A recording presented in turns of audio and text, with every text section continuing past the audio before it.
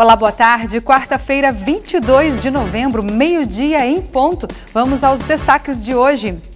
Feira do Livro de Cachoeira do Sul. Você vai ver a emoção dos pequenos ao lançar a primeira obra de suas vidas.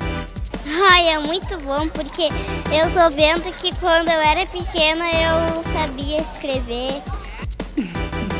E a Câmara devolve 500 mil à Prefeitura. A intenção é compor a folha do 13º salário dos servidores municipais. E os vereadores aprovaram por unanimidade mudanças na lei orgânica de Cachoeira.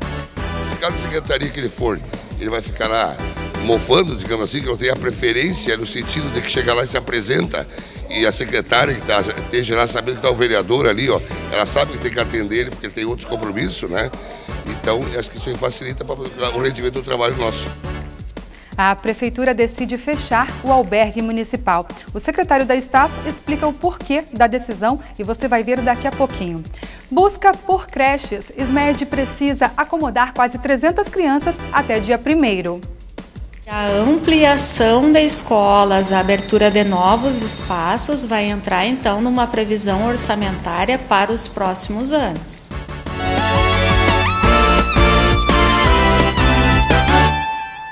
Meio-dia e 1 pelo horário de Brasília e você participa conosco ao vivo pelo Face. Acesse a nossa página facebook.com/TV Cachoeira. A Câmara Municipal de Porto Alegre aprovou o projeto que estabelece o programa de combate ao assédio sexual no transporte coletivo. O objetivo da proposta, aprovada por unanimidade em votação simbólica, é fazer com que as empresas de transporte se empenhem mais em coibir abusos. A proposta, regulamentada na capital, foi motivada após casos de abuso serem registrados em mais de uma cidade brasileira. Para ela, o assédio no transporte público é quase rotina. Eles chegam até a passar a mão na gente dentro do ônibus. Azar de umas, sorte de outras. Graças a Deus, não. Mas se acontecesse com a senhora, como a senhora reagiria?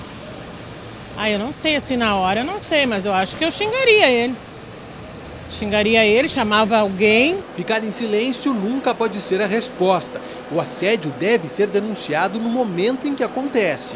A gente está olhando para frente, daí para trás assim fica mais complicado de ver. Infelizmente, a subnotificação, que é quando o crime ocorre e não é registrado, tem tornado impossível levantar o número real de ocorrências. O que se sabe é que qualquer mulher, de qualquer idade, pode ser a próxima vítima. E não importa o horário nem a linha do ônibus, todas estão vulneráveis. Casos de assédio em transporte público passaram a chamar atenção depois que um passageiro foi detido por ejacular do pescoço de uma mulher em São Paulo. Em setembro, um caso semelhante chamou atenção aqui em Porto Alegre. Uma jovem de 18 anos foi estuprada num ônibus da linha T4 na Zona Norte. Um homem foi preso em flagrante depois de esfregar seus órgãos genitais na moça. Ela reagiu à violência e teve ajuda de outros passageiros, que seguraram um rapaz antes da chegada da polícia. Uma campanha promovida sistemática em todas as empresas de ônibus, mostrando que de que o corpo é nosso, o transporte pode ser público, mas o nosso corpo tem que ser preservado para quê? Para empoderar a vítima, para ajudar na denúncia, para ajudar a coibir o agressor. 2, uma política dentro das empresas e dos modais que permita uma ouvidoria para que as mulheres possam reclamar e que possam, enfim, ter esse canal direto. Na falta de uma política pública que diminua o assédio, as mulheres devem saber como reagir à violência. Pedir ajuda a outros passageiros e não silenciar evitam que a situação se agrave.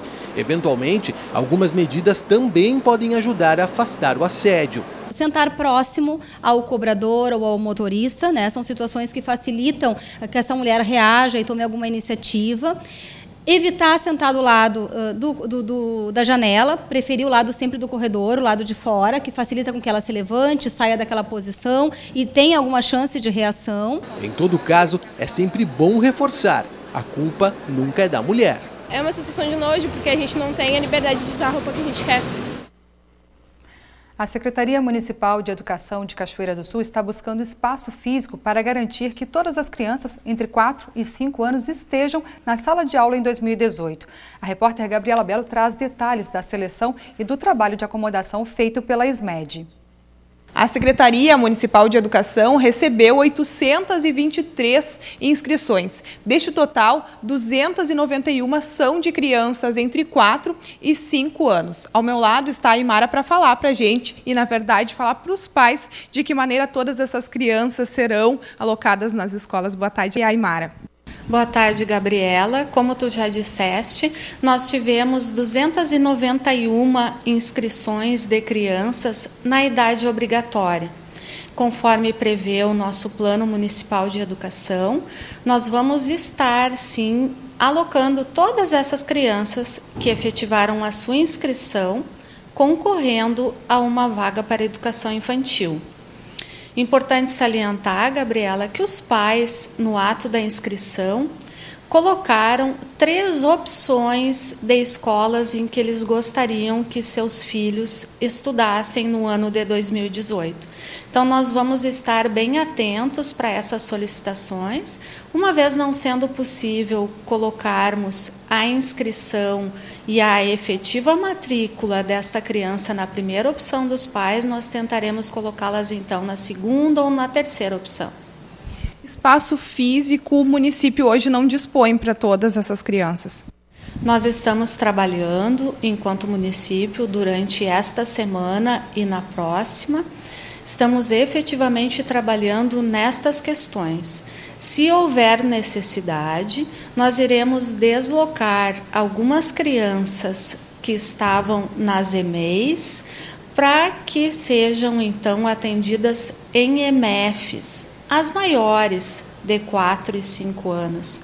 Claro que dentro da demanda, da necessidade da escola e da aprovação do nosso Conselho Municipal de Educação, nos dando o ok de que é passível o atendimento destas crianças num outro espaço físico, para que deslocando essas crianças das EMEIs para as EMEFs, que são as escolas de ensino fundamental, nós possamos ter maior espaço físico nas escolas de educação infantil, para estarmos ampliando, então, o atendimento a berçário e a maternal, mas salvo se houver a demanda e a possibilidade desse local ser totalmente adequado, o atendimento será o mesmo, pelos mesmos profissionais da prefeitura que atendem lá na EMEI, com todos os requisitos e com todas as possibilidades na área pedagógica, no acesso físico, no espaço para atendimento. Mas essa mudança, na verdade, só acontece se os pais aceitarem essa proposição de parte da SMED. Claro, como já havíamos dito antes, nós temos 3 opções por parte dos pais. Então, naqueles em que houver necessidade, eles não serão atendidos na sua primeira opção, mas serão atendidos na segunda ou, quem sabe, até mesmo na terceira opção. Não haverá surpresas. Os pais que efetivaram a inscrição do seu filho em 3 possibilidades de escola irão ser colocados em uma daquelas 3 possibilidades. As crianças de 4 e 5 anos têm sua vaga garantida. O único diferencial é que eles serão colocados em uma das 3 opções solicitadas durante a inscrição. Falamos até aqui daquelas crianças que têm entre 4 e 5 anos e tem outras tantas inscritas que têm entre 0 e 3 anos. E para estas, como estão as vagas, se é que há vagas? O trabalho todo está sendo feito para que justamente estas crianças em que há uma necessidade maior, porque são um número maior de inscritos, para que nós possamos atender o maior número possível. Uma vez que estas crianças de 0 a 3 não estão em idade obrigatória, o município vai empenhar-se ao máximo para atender o maior número de crianças possível para 2018. E a ampliação de escolas, a abertura de novos espaços vai entrar, então, numa previsão orçamentária para os próximos anos. Como que vai ser a seleção dessas inscrições? Nós temos o edital número 15 de 2017, que ficou disponível, né, nos nossos meios de comunicação, e o edital define que para crianças tanto de 0 a 3 anos, quanto as em idade obrigatória de 4 a 5, o critério único é o da idade maior na faixa etária para a qual a criança concorre à vaga. Ou seja, aquelas crianças mais velhas prioritariamente vão ir ocupando estas vagas antes daqueles que nasceram pós. Então, o critério idade maior na faixa etária que está concorrendo à vaga. Por isso, nós solicitamos como documento básico a certidão de nascimento da criança, porque através dela nós fizemos então a seleção por idade. Outro critério no momento da inscrição foi a carteira de trabalho da mãe ou do pai. Neste caso, também está sendo levado em conta, porque acontece muito. Pedi vaga, não consegui para o meu filho, mas a minha vizinha não trabalha, fica em casa o dia todo e conseguiu vaga. Por quê? Porque a criança é mais velha. Sim, Gabriela. Conforme o edital também, isto está explícito, que a carteira de trabalho é documento obrigatório apenas em caso de empate e para crianças de 0 a 3 anos. Se tivermos 2 crianças de 2 anos nascidas no mesmo dia, o critério de desempate será a carteira de trabalho do responsável trabalhador, mas apenas em caso de empate. Do contrário, o critério é a idade maior para a faixa etária que está inscrito. Bom, então, como a gente falou, a Aymara falou, na verdade, toda a seleção e toda a acomodação está sendo feita nesses 10 dias e é no dia 1º de dezembro que sai a lista, a confirmação. Exato. A partir do dia 1º de dezembro, os responsáveis podem procurar as listas, tanto aqui na Secretaria de Educação, junto ao antigo fórum, onde eles já realizaram a pré-inscrição, quanto nas escolas para as quais eles fizeram as opções. Nos 2 locais, as listas estarão disponíveis a partir de 1º de dezembro. Então tá, muito obrigada por todas as informações. Nós agradecemos a oportunidade. Uma boa tarde a todos. E estão abertas as inscrições para os novos alunos do 1º ao 9º ano do ensino fundamental. Os pais ou responsáveis podem procurar a Secretaria Municipal de Educação de Cachoeira do Sul até o dia 30 de novembro, quinta-feira da semana que vem. A SMED fica na Rua Moron, número 1013, prédio do antigo Fórum, no centro de Cachoeira do Sul. E a seguir, um pouco da Feira do Livro de Cachoeira. Você vai ver a emoção dos pequenos ao lançar o primeiro livro de suas vidas. É muito bom, porque eu tô vendo que quando eu era pequena eu sabia escrever.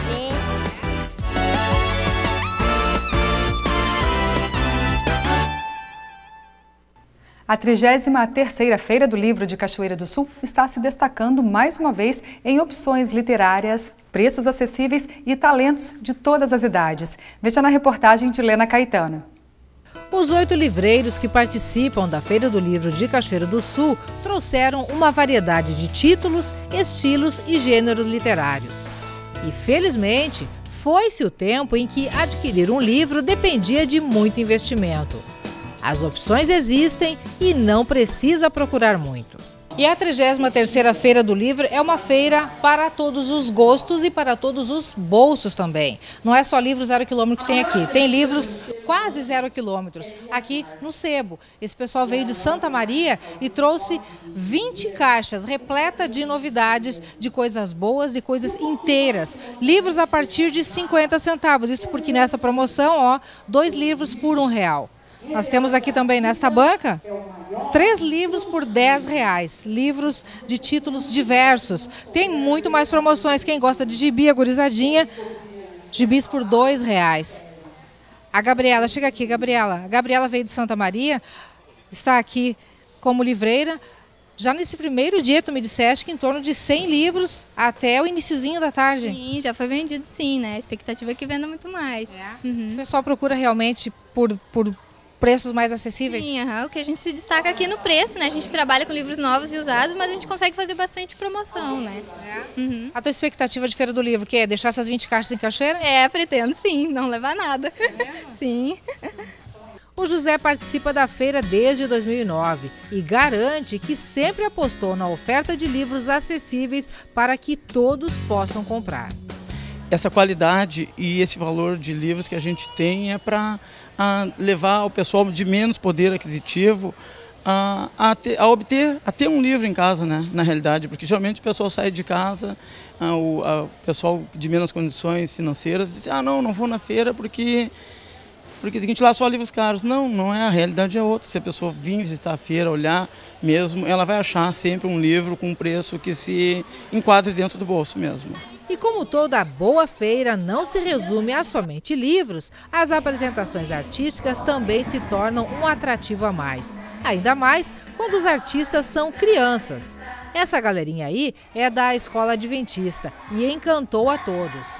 E, claro, não faltaram os fãs família, registrando cada momento com o celular.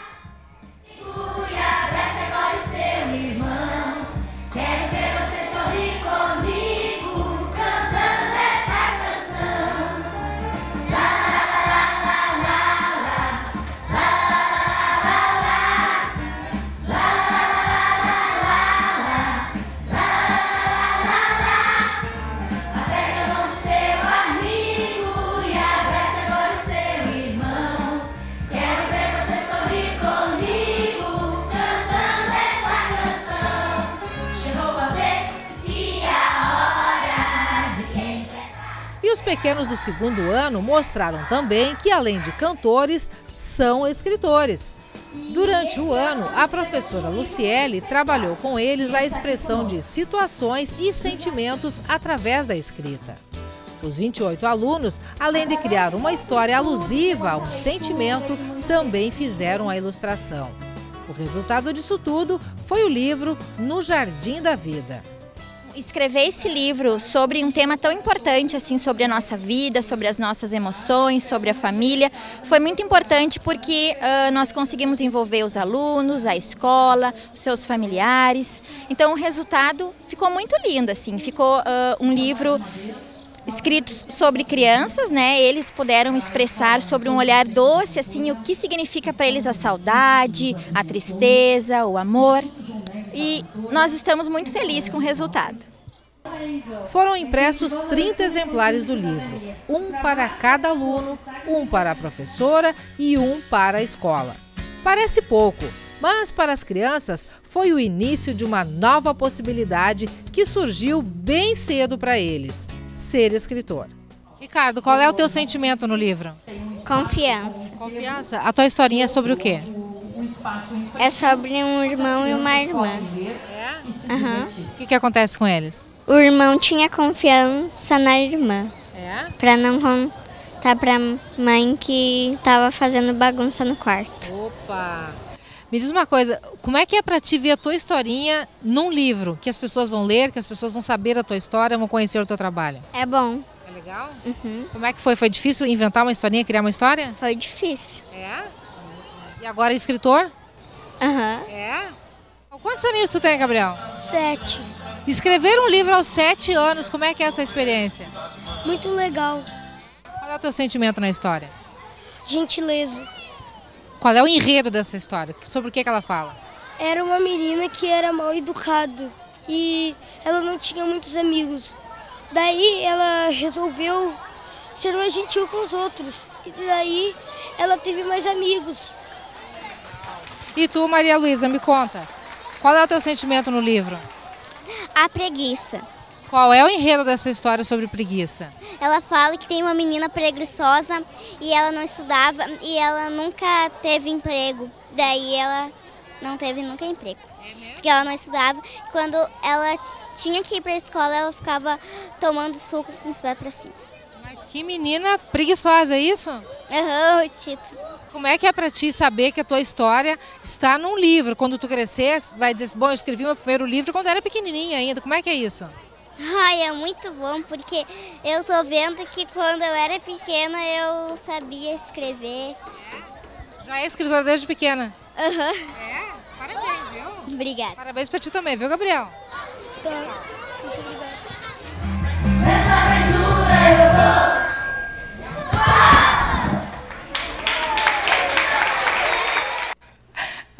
Arrasaram! Parabéns, viu, meninada? E isso aí, reforçando os valores tão importantes para a nossa sociedade, não é mesmo? Gente, a Feira do Livro encerra domingo, dia 26, e até lá desenvolve muitas atividades artísticas e culturais, além, é claro, da oferta de livros. As atividades começam às 9 horas da manhã e tem encerramento às 9 horas da noite até domingo. O Cindy Lojas Vale do Jacuí apresentou 26 propostas de uma possível reforma administrativa ao prefeito Sérgio Gnatti, na tentativa de viabilizar a questão financeira do município. Hélio Beck, coordenador do Conselho Político do Cindy Lojas, aponta o porquê da participação da entidade nessa questão e esclarece os principais pontos do documento protocolado ao prefeito. O Cindy Lojas Vale do Jacuí apresentou, na forma de um protocolo, na última sexta-feira, 26 sugestões ao prefeito municipal Sérgio Gnatti sobre uma gestão mais eficaz com relação aos recursos empregados vindos do IPTU. Eu vou conversar com o Hélio José Beck, ele que é coordenador do Conselho Político do Cindy Lojas. Seu Hélio, eu queria te agradecer por receber a gente aqui na tua casa. Sem problemas, estamos aqui à disposição. Então tá certo. E já antes de nós entrarmos, na verdade, no mérito da questão, queria que o senhor falasse um pouco da sua experiência, que já vem de anos aí à frente nessa participação no Cindy Lojas. Sim, eu entrei no Cindy Lojas nos anos 80, quando eu retornei para Cachoeira do Sul e montei a minha empresa aqui em Cachoeira, que eu sou oriundo das máquinas de escrever, das máquinas de escritório, eu vendia material de escritório. E nessa época, então, eu fui para o Cindy Lojas como secretário e depois assumi a presidência em 93. E hoje, estou até hoje no Cindy Lojas, fui 2 vezes presidente, colaborando com uma entidade empresarial que sempre se preocupou com o crescimento do empresário, com o desenvolvimento das empresas de Cachoeira.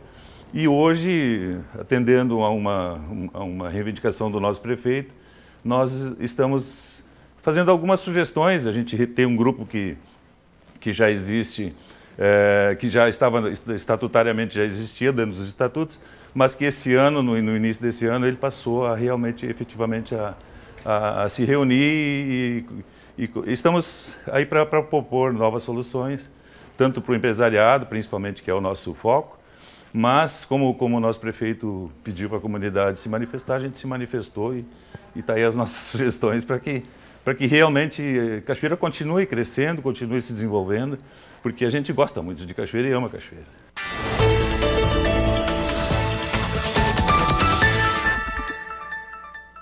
Para que serve o Conselho Político? Na verdade, o senhor dizia que ele, vamos dizer, estava desativado e voltou a ser reativado agora no começo do ano. Explica para a gente para que serve o Conselho Político. Na realidade, assim, como existem muitas leis que são feitas às vezes, o que nós constatamos agora, inclusive nas primeiras reuniões que a gente teve desse ano, que já existe lei para o estacionamento rotativo, né, no caso. Existe lei com estacionamento gratuito, existe lei com estacionamento pago, existe inclusive uma lei, um adendo na lei que já inclusive faz a distribuição desses recursos. Só que nada disso foi implantado, né? Nada foi implantado. Então a gente preocupado com a situação hoje de estacionar, está difícil de estacionar dentro de Cachoeira, a gente até pegou essas leis todas e discutiu elas dentro do nosso grupo e passamos para o nosso presidente da Câmara e tudo mais, está ali a Prefeitura para aqui. Então, o nosso Conselho ele está preocupado com o crescimento e desenvolvimento de Cachoeira.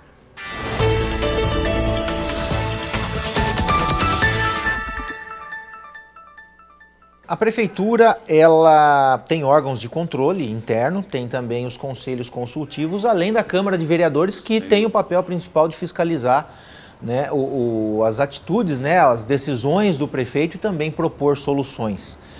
Qual a principal prerrogativa do Cindy Lojas ao propor essas 26 sugestões ao prefeito? Sim. Nós estamos preocupados com a governabilidade do município, porque se falta recurso para nos arrumarem as nossas ruas, para arrumarem as nossas vias de circulação e tudo que é necessário para que a comunidade possa viver bem, nós achamos que tem que ser viável, nós temos que achar uma forma de ajudar e dar sugestões, pode não aceitar nossas sugestões, como isso fica a critério de cada um. Só que nós achamos que tem que ser feito alguma coisa e algumas medidas têm que ser tomadas para que o município possa continuar se desenvolvendo.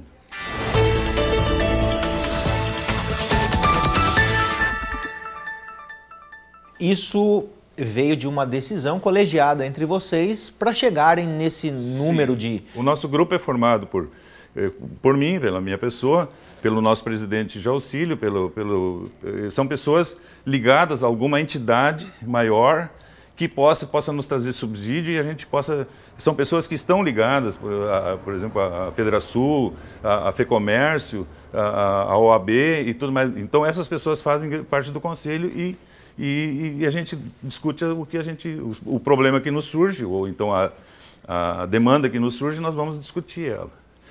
Para que possa uma pessoa só ou duas falarem pelo Sindlojas, porque ela é uma entidade que responde para todos, né? Então, por isso que, para a gente evitar que um fale uma coisa, outro fale outra coisa. Então, o nosso foco é esse.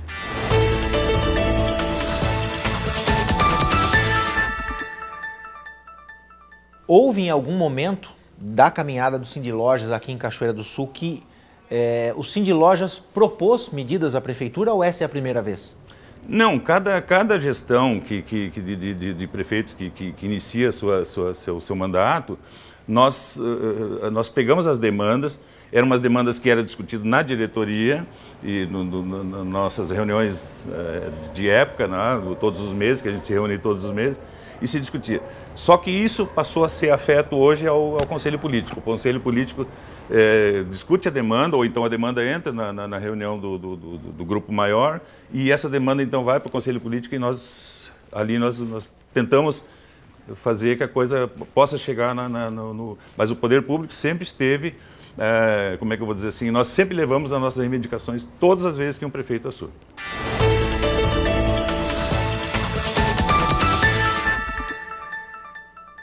Como é que vocês veem a situação de Cachoeira do Sul hoje? Pelas notícias que a gente tem, embora a gente não esteja lá dentro, tem números, mas são números informados, a gente entende. Nós achamos assim que o município tem como crescer, o município precisa crescer e nós estamos aí para ajudar, com certeza.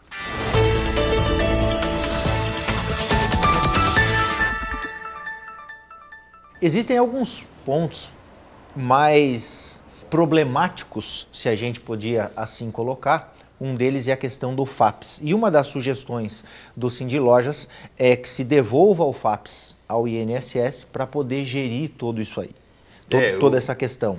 Nós tivemos até conversando sobre essa mecânica disso aí e procuramos alguns especialistas, porque a gente também não é. Então a gente conseguiu constatar que o FAPES ele é inviável para a prefeitura, ele tem que voltar para o Sul, para o INPS, para quem era o gestor dele, para que ele seja gerido por lá. Né? Hoje o FAPES tem uma dívida aí imensa, né?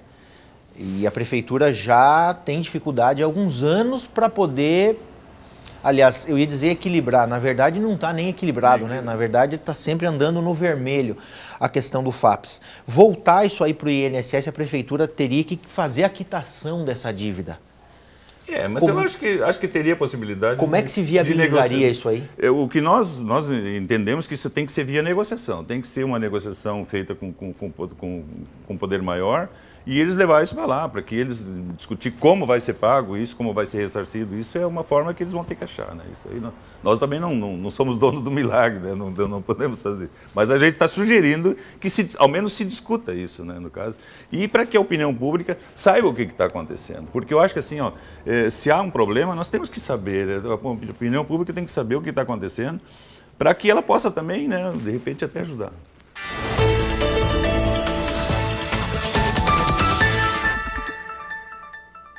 Outra questão é a questão que já envolve o funcionalismo público, questão de horas extras, FGs que acabam ultrapassando o teto, transformação de alguns cargos, a extinção de outros, para que se possa fazer o enxugamento disso tudo.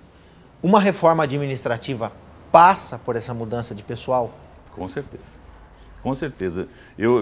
Se nós temos problema nas nossas empresas, quando nós estamos gerindo as nossas empresas, nós temos que anualmente fazer algum estudo do que nós podemos melhorar, se nós temos dificuldade, temos que pegar aquele foco e se jogar todo em cima, e eu acho que a prefeitura tem que fazer isso. Tem que realmente estudar essas coisas. Direito adquirido, tenho certeza, não pode mexer, mas eu acho que para os cargos do futuro e tem que se mexer para que torne viável, né? Porque isso está sendo inviável para a prefeitura, está sendo inviável para o governo do estado, está sendo inviável para o governo federal.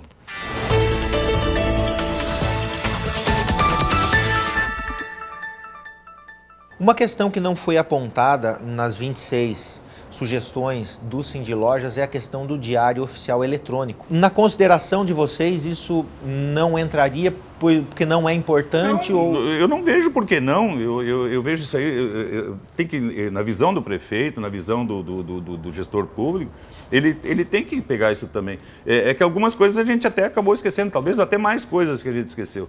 Mas é que eu acho assim, tudo que for para economizar, para fazer economia, tem que ser feito, senão não tem como viabilizar. Hélio, eu queria te agradecer por receber a gente aqui na tua casa. Não, é uma satisfação, estamos à disposição. Deixar a TV Cachoeira também à disposição. Tudo bem, a gente agradece e o Sindilojas está à disposição, todo esse nosso grupo ali, que é o grupo do Conselho Político, qualquer coisa que precisarem, estamos à disposição.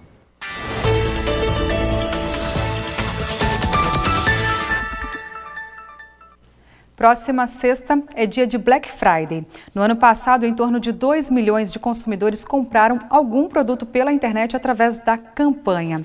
Na euforia das compras, muitos consumidores não se preocupam com um quesito muito importante, a segurança. Nós conversamos com o coordenador do EDECOM de Cachoeira do Sul, Gildásio Bittencourt, e ele traz diversas dicas para se proteger das fraudes. A entrevista, na íntegra, você acompanha amanhã aqui no NT Sul. Mas nós já adiantamos algumas dicas hoje para você já ir se preparando. Veja só.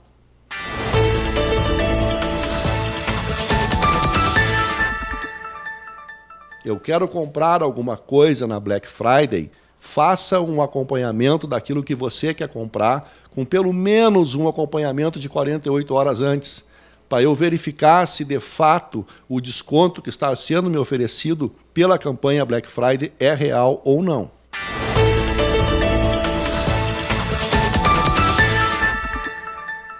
Verifique se de fato existe um endereço físico da empresa na página da internet, se tem lá todas as informações referentes, como CNPJ, endereço da empresa, se aquele site é auditado. Enfim, procure se cercar de todas as possibilidades de que aquele site de fato é um site seguro.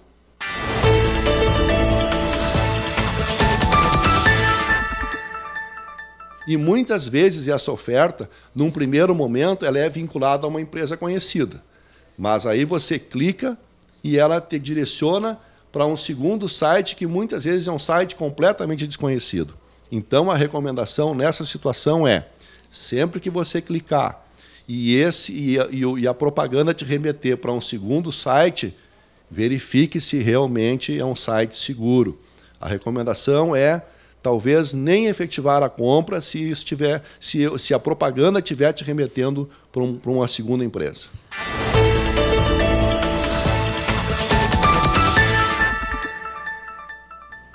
A entrevista completa, então, sobre Black Friday, amanhã, a partir do meio-dia, aqui no NT Sul.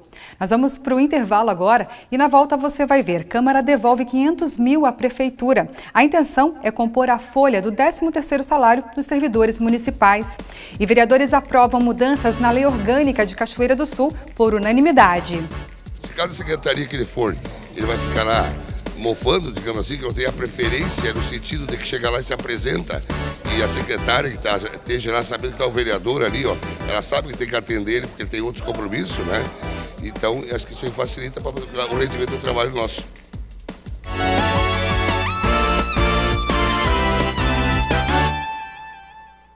Três proposições na Lei Orgânica de Cachoeira do Sul foram aprovadas por unanimidade na sessão de segunda-feira. Veja quais são essas mudanças e as justificativas dadas pelos autores. Na sessão ordinária de segunda-feira, colocou em discussão e votação 3 proposições à Lei Orgânica de Cachoeira do Sul. A primeira, de autoria do presidente da Câmara de Vereadores, Paulo Trevisan. É uma lei de facilitação de que o vereador tenha acesso a qualquer tipo de, digamos, departamentos, secretarias, né, ou órgãos estaduais, municipais e federais. O acesso livre e diferenciado, aprovado por unanimidade pelos 15 vereadores, acrescenta o artigo 23 da lei. Dá uma liberdade a gente chegar e se apresentar, se identificar e dizer o que o vereador vai fazer lá.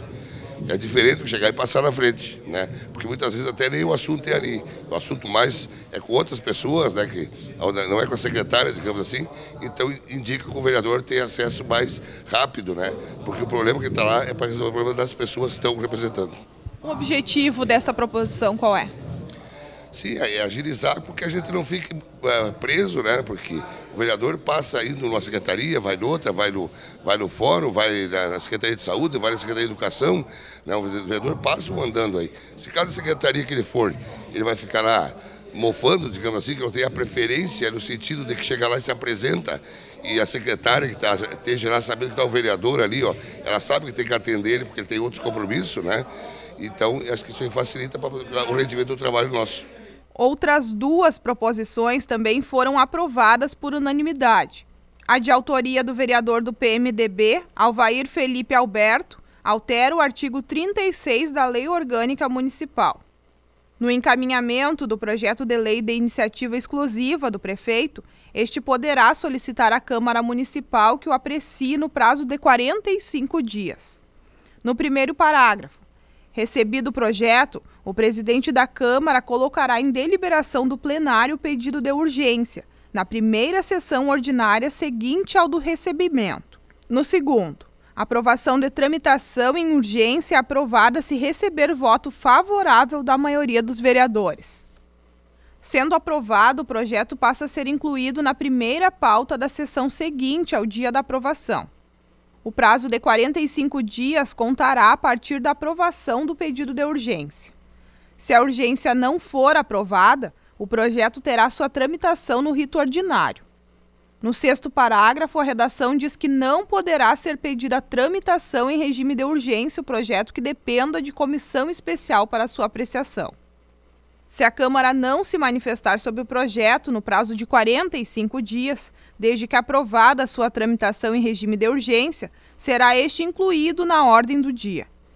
E no 8º, último parágrafo do artigo 36, a redação diz que os prazos e seus parágrafos não correrão nos períodos de recesso da Câmara. O mesmo artigo recebeu proposição no 3º parágrafo dos vereadores Igor Noronha, Daniela Santos, Gilmar Vieira, Carlos Alberto, Luiz Paixão e Telda Assis. Na verdade, trata de uma proposta que saiu da Comissão de Justiça e Redação, da qual eu presido, certo? E modifica em parte a questão do regime de urgência. Quando algum vereador necessitar de alguma informação para sua convicção e essa informação tiver que ser prestada pelo Executivo, o prazo, que é de 45 dias para um projeto tramitar em regime de urgência, ele fica suspenso. Então, nada mais é do que um esclarecimento do vereador, da vereadora que tiver alguma dúvida a respeito de algum projeto, e essa informação vai ser dada pelo Executivo. Então, tem um prazo regimental, que é de 15 dias para informar. Então, esse prazo de 45 dias da entrada até a votação, que são os 45 dias do regime de urgência, ele ficaria suspenso no momento em que o vereador apresentasse um pedido de informação ou necessitasse de algum esclarecimento a respeito do projeto de iniciativa do Executivo. Com essa proposição, o que melhora no trabalho de vocês? Não, melhora o andamento para todos, melhora tanto para o Executivo como para o Legislativo. E daí a gente não tem aquela pressa, porque às vezes a gente, na pressa, a gente acaba até votando alguma coisa sem um esclarecimento, e aí ultrapassa o pedido de urgência. Então, para melhorar tanto para o Executivo como para nós, para que a gente possa entender melhor os projetos, que às vezes vêm com um pouquinho de dúvida, que facilita para todos, tanto para o Executivo como para o Legislativo.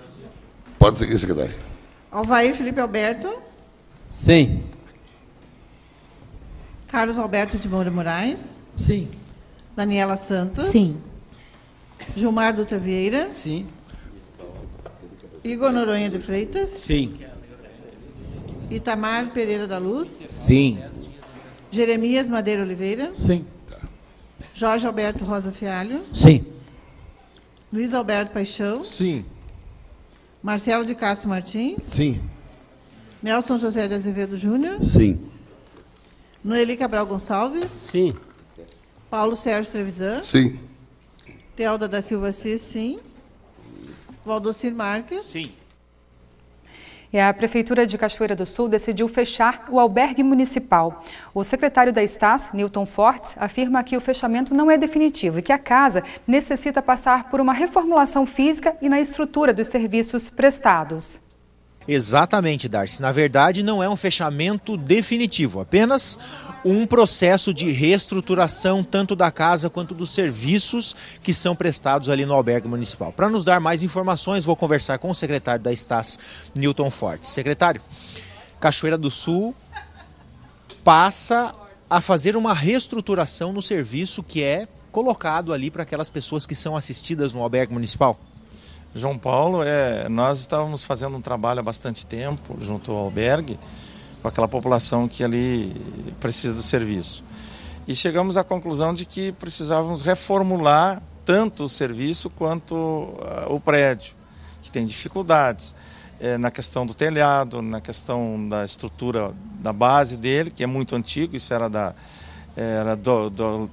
olaria, me parece, ou lá em cima das Três Vendas.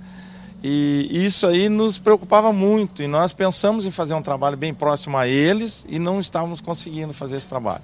Então resolvemos tomar essa posição, não é um fechamento definitivo de uma casa, de uma assistência para eles, porque queremos reformular, trazer para dentro da política pública de assistência social, porque não está tipificado o albergue, seria uma casa de passagem, ou então, num futuro, lá na frente, um centro de referência especializado em pessoas em situação de rua, que é o ideal para que se faça um trabalho diário lá, tendo até um pátio, algo que eles possam fazer o seu trabalho físico também, o seu trabalho manual, para aprender algumas coisas, para recuperar essas famílias. Nós temos lá 9 até hoje, que está sendo feito um trabalho com as famílias, através da diretora Anne Freire, um grande trabalho da Anne, né, em procurar as famílias, em tentar recuperar esses vínculos que foram perdidos ao longo do tempo, as famílias, porque nós encontramos lá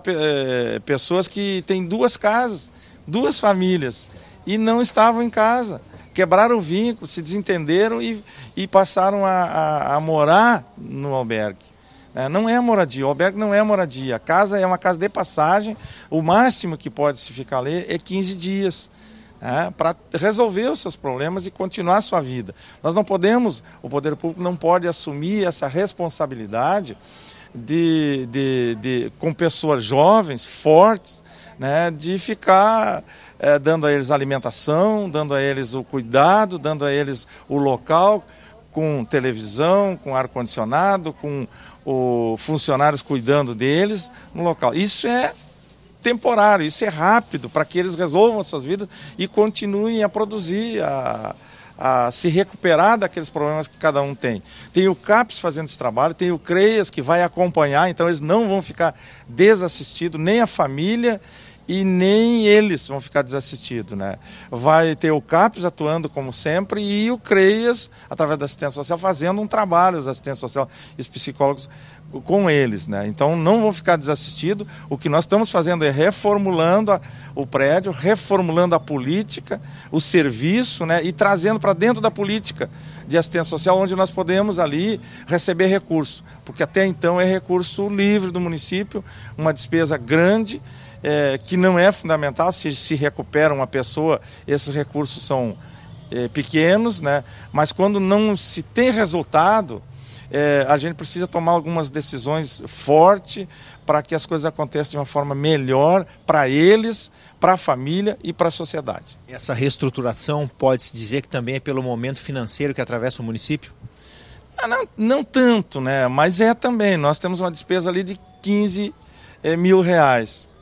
Com funcionários, com água, com luz, com alimentação, com gás, com todo o cuidado que se tem com eles. Também mas mais é para a recuperação do prédio e para trazer esse serviço para dentro da política pública de assistência social, para ser ali sim financiado ou cofinanciado pelo governo federal. Seria uma oportunidade de esses jovens, dessas pessoas que estão ali abrigadas na casa, de buscarem também uma oportunidade profissional, até mesmo na sua forma psicológica e da saúde, e também mostrar às famílias que eles têm uma responsabilidade social na vida dessas pessoas? Exatamente isso. A gente, com todo respeito, estão numa zona de conforto. A família, por exemplo, está na sua casa, sabe que o seu filho está sendo atendido pelo poder público e aí a responsabilidade passa a ser do poder público. Eles têm que saber isso, eles têm que entender dessa forma, eles têm que buscar. Eles também são responsáveis pelos seus filhos. A família é responsável em primeiro lugar, depois o poder público. No momento que não existe mais esse vínculo familiar, não existe familiar nenhum, aí sim o poder público está junto. Mas para que eles possam se recuperar tanto na saúde deles, ou a saúde deles, quanto a inserção deles no trabalho, né, de uma forma plena, para que eles se recuperem, tenham a sua profissão, sustentem a sua família, porque muitos deles têm filhos, têm esposa e estão ali. Tem mãe, tem pai, estão ali e nós estamos dando essa cobertura para que eles permaneçam ali. Então, eu acho que o serviço tem que ser remodelado, tem que se fazer um trabalho muito mais forte nesse sentido de recuperação deles. E eu acho que esse é um momento importante, esse é um momento muito importante que a Prefeitura tome essa decisão de fechar para remodelar, trazendo as famílias para a sua responsabilidade, dando a eles a responsabilidade de que eles precisam se agarrar em alguma coisa para sair desse momento difícil. Se permanecer muito tempo assim, eles não sairão mais. Já há uma previsão de quando os serviços retomam novamente na casa? Não tem uma previsão. Nós vamos ter todo esse olhar e esse cuidado com as famílias e com eles, mas não tem essa previsão, até pela questão financeira. Nós precisamos readequar ela, nós precisamos tipificar ela para que a gente consiga os recursos necessários. Então tá certo. Quero agradecer ao secretário Newton Fortes. Darcy, é um fechamento temporário para uma reestruturação tanto no prédio, a estrutura física da casa, que hoje talvez não seja a ideal, como também uma reestruturação nos serviços que são prestados. Então o albergue fecha de forma provisória, dentro de alguns dias aí deve retornar numa nova configuração para atender essas pessoas que também não podem ser deixadas de ser assistidas, de ser olhadas pelo poder público municipal. Volto com você no estúdio. Tá certo, obrigada, João Paulo. Nós vamos acompanhar este caso. Já estão contabilizados no caixa da Prefeitura R$500 mil vindos das sobras orçamentárias da Câmara Municipal de Cachoeira do Sul. Segundo Paulo Trevisan, presidente do Legislativo, os valores são para compor a folha do 13º salário do funcionalismo municipal. Presidente, a Câmara antecipa R$500 mil das sobras orçamentárias para também poder colaborar nesse momento difícil com o município no 13º dos funcionários. Boa tarde, João Paulo. Boa tarde, ouvintes da TV Cachoeira. Exatamente. Nós temos uma sobra de economias que a gente fez durante todo o ano, né? E em virtude do momento difícil que o município está passando, né? A gente conversou com o prefeito pediu, né, que se nós pudéssemos antecipar alguma coisa. Então, já de antemão, né, a gente já fez a parte burocrática, que legal, e acabamos ontem depositando na conta da Prefeitura o valor de R$500 mil, né?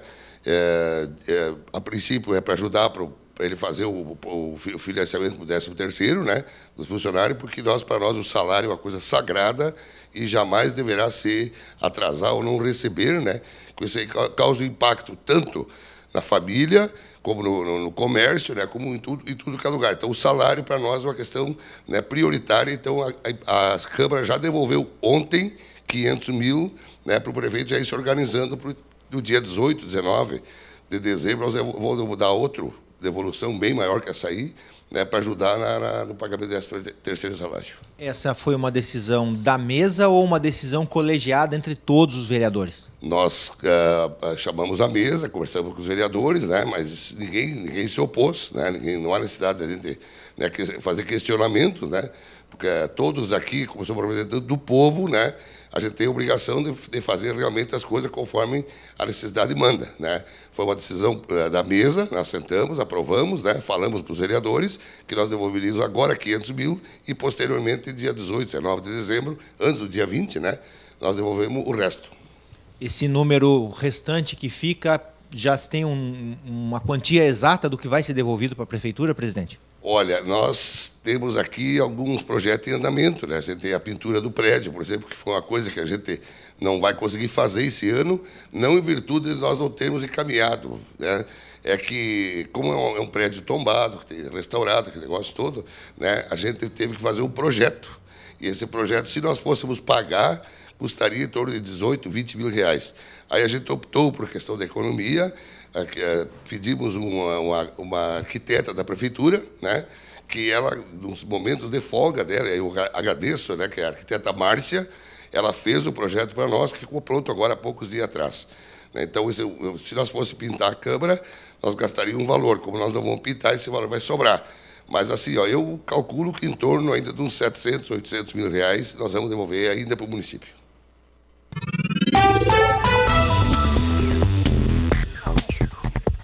A quarta-feira será mais um dia de sol e calor em Cachoeira do Sul. O dia terá sol entre nuvens no período da tarde, mas sem previsão de chuva. Mínima de 10, máxima de 23 graus. A quinta-feira será de sol com nuvens durante o dia e períodos de céu nublado, mas sem previsão de chuva. As temperaturas ficam entre 11 e 29 graus. Sexta-feira quente em Cachoeira do Sul. O dia terá sol com algumas nuvens durante o dia. Tarde de calor com máximas acima dos 30 graus. Não chove.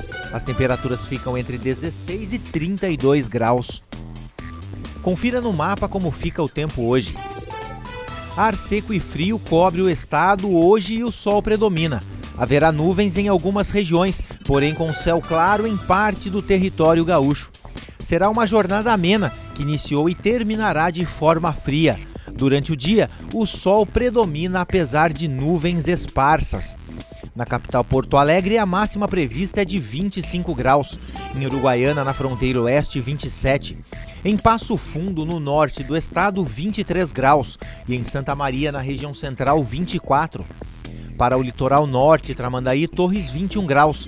E em Pelotas e Rio Grande, no sul do estado, 24.